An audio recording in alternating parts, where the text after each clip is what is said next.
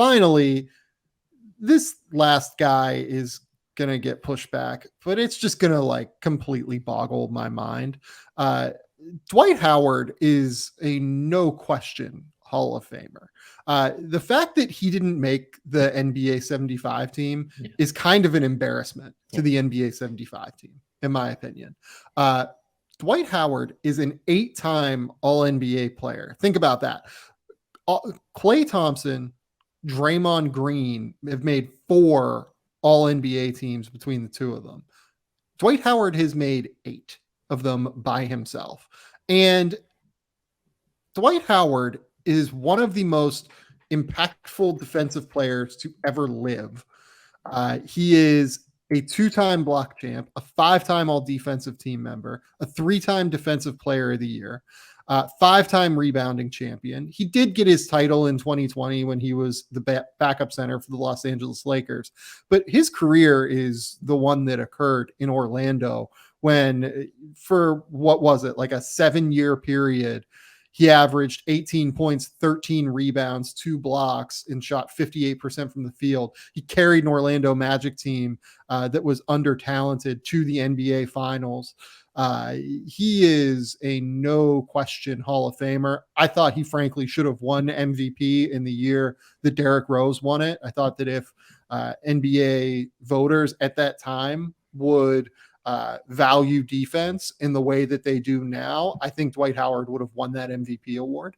And he's just one of the most dominant players of all time in his prime. And his prime lasts longer than what people remember at this point. Like from a 10-year period from 2004, 2005, when he got into the league until 2013-14. So that's a 10-year group where he played 77 games per season.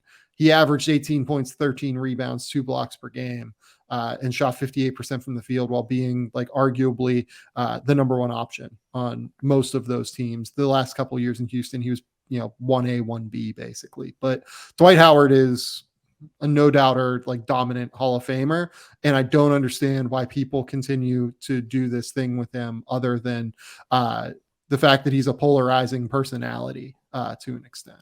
Yeah, and I think there's also a little bit of like, what have you done lately for me in a lot of people's minds? How quickly we forget how dominant some of these guys were if they don't have a gracious ending to their career in the way that they age and continue to impact and play at a borderline starter, if not better level, then it's easy to try to cast them aside. We got to fight the instinct to do that, folks. What he has accomplished is just so damn impressive. There's no denying Dwight Howard is a Hall of Famer. I'm sorry, there is not. Yeah, like I get that he's like this somewhat unlikable presence to an extent. And that like people find him annoying and he forced his way out of Orlando. And then, obviously he's been well-traveled going from the Lakers to Houston to Atlanta to Charlotte to Washington to LA to Philly back to LA. Like I get that he hasn't stuck around in a place here for a while. And part of that is probably on him, but those first 7 years, those first 10 years are good enough to get him to the Hall of Fame based on any standard. He is, there was a point where Dwight Howard was one of the 5 best players in the league. Like undeniably, if you look from 2007, 2008 until 2011, 2012, a 5-year period here, his finishes in the MVP award, 5th, 4th, 4th, 2nd. Second is the 2011 year where I think he probably should have won it. And then 7th. He was a consensus top 5 player in the league for a 5-year period. The number of players that can say that, like Kawhi Leonard can't even say that. The number of players that can say that they were a consensus top 5 player in the league for a 5-year run is much smaller than what you think it is. Like, I think that Anthony Davis, who made the NBA 75 team, like he can't even really say that.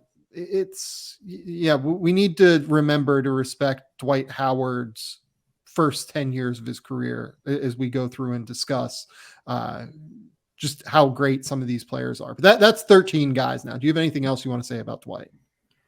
No, I don't think so. Again, I just, we all long for the storybook ending and having everything wrap up super neatly with guys that we view as Hall of Famers. It doesn't always work out that way. And that, Yep. again, you've hit the nail on the head. That should not detract from what he accomplished in Orlando and make us forget how impactful of a player he was. Because a lot of times with these Hall of Famers, what you got to judge is their impact at the peaks of their careers. And he had a long peak and a dominant peak at that.